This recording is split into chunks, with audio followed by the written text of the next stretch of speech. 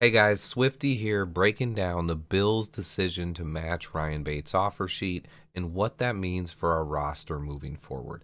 I want to start out with a quote that most people don't take seriously enough.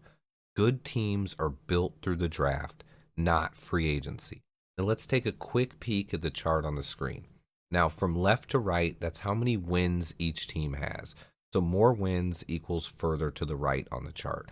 More money spent means higher up on the chart. You'll notice that the teams that spent the most money in free agency are the ones that have the most losses. Now, the team that spent by far the most money in free agency is the Jacksonville Jaguars.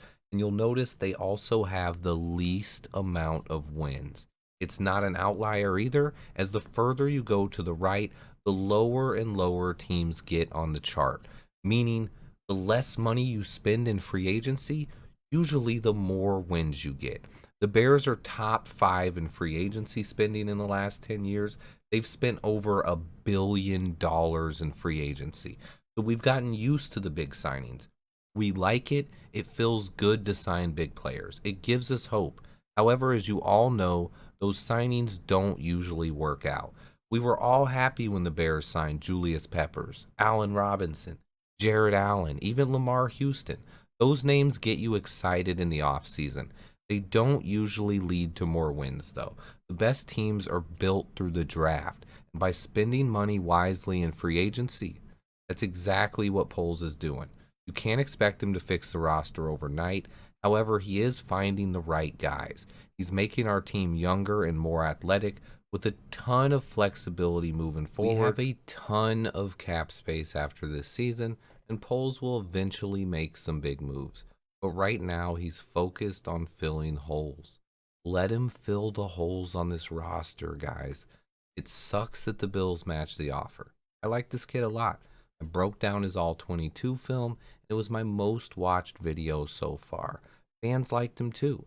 It doesn't mean this is the end of the world, though. He wasn't Quentin Nelson or anything. He was just a good guard with 4 career starts.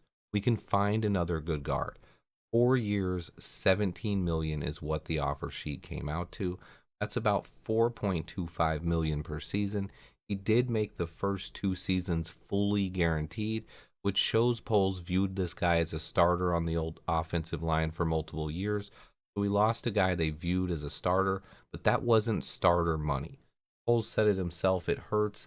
However, if he wanted him that much, he would have offered a bit more than 4 million per year. This move is difficult for me, mainly because I really want to land a wide receiver like George Pickens or someone else in this draft because it's so deep. But if we viewed Bates as a multiple year starter, I think we should have offered him more money. But then again, on the other hand, do you really want to overpay for a guy with 4 career starts? I'm not sure about that. And if Poles and Cunningham are this good at finding guys that none of us have ever heard of, I'm sure they will identify some other guys either in free agency or the draft that they really like. One thing that excites me about this year a ton is when you have a roster turnover like this, Bulls should bring in so many undrafted free agents. In a deep draft like this, there are bound to be some diamonds in the rough that slip. The onus is on Poles more now than ever to upgrade this roster and nail the draft. The roster taking place is a process. We won't have a full picture of our depth chart until after training camp. So much is going to change between now and then. I'm not saying Ryan Poles is going to be the best GM ever, but the guy can clearly identify talent. He's a scout. He's also not foolishly wasting money like most of our previous GMs have done. I think this ups the probability that we trade down in the draft. Unless another guard is signed in the next month, we may have no other choice than to spend a high pick on a guard, which shouldn't be a bad thing. I wish I knew how Poles valued Borum and Jenkins. We will have a much better idea after the draft. It is still way too early to panic. People on Twitter are losing their minds. Guys, you didn't know who Ryan Bates was a week ago, but now you think he was the player that made that big of a difference? Poles talked that guy into signing with us over any other team in free agency. Yeah, it sucks that the Bills matched it, but that just shows you that they agreed with Poles' evaluation.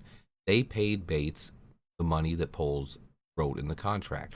Foles should be able to find another guard that you've never heard of. Our team will improve the most through the draft. People want to say you can't count on rookies, but that's not always true.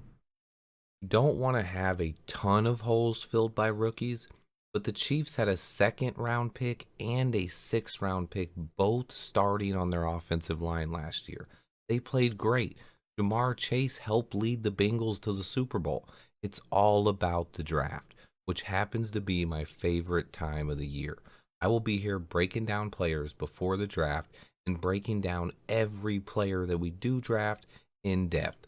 So stay tuned. I do expect Poles to make another move or two very soon. The market is playing out slow, but he should strike. If you listen this long, be sure to hit that subscribe button. It means the world to me. And until next time, bear down.